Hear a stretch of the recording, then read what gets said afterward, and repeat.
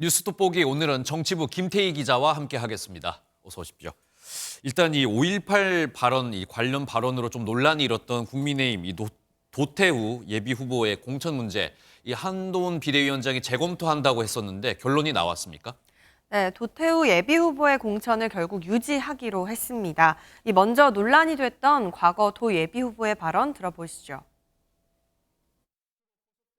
굉장히 문제적인 부분들이 있고 특히 거기에는 북한 개입 여부가 문제된다라는 것이 사실은 상식입니다. 네, 근데 제가 앞서서도 여쭤봤지만 한동훈 비대위원장이 국민 눈높이에서 다시 한번 재검토를 하겠다 이야기를 했는데 어떻게 다시 유지가 된 겁니까? 네, 일단 도 예비 후보가 두 차례에 걸쳐서 사과를 했는데요. 이 사과의 진정성을 인정했습니다.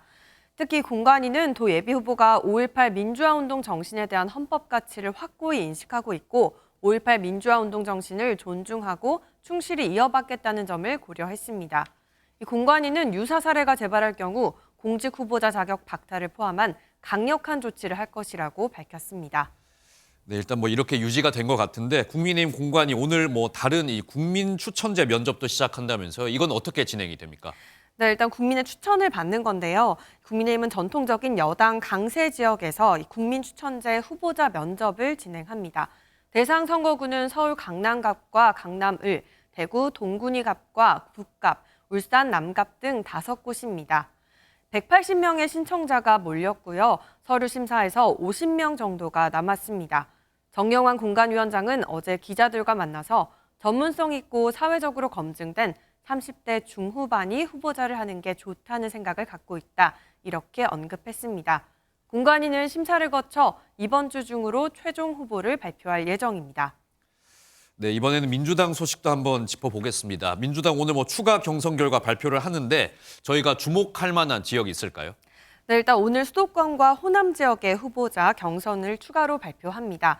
친문 전해철 의원과 친명 양문석 전 방통위 상임위원이 대결하는 경기 안산갑이 주목되고요. 또 올드보이들이 귀환할지도 관심입니다.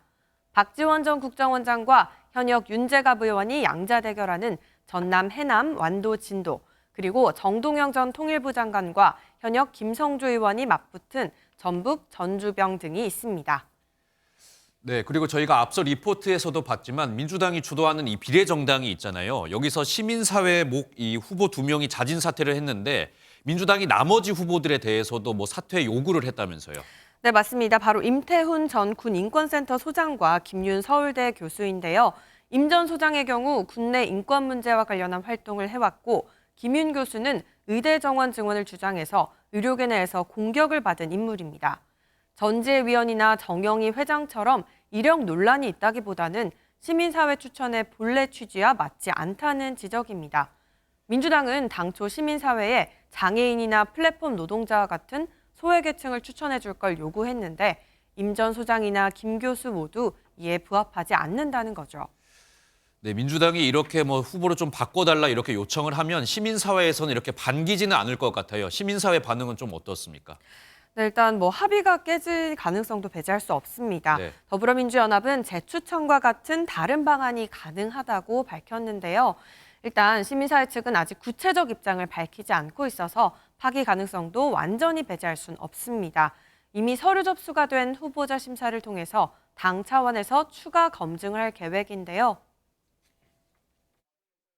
합의된 그런 사항을 기본적으로 존중한다는 것은 기본적인 사항이지만 그것이 이후 철저한 심사 과정에서 변경될 가능성은 여전히 있다.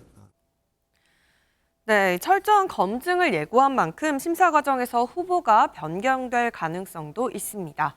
네, 오늘 말씀 여기까지 듣겠습니다. 지금까지 정치부 김태희 기자였습니다.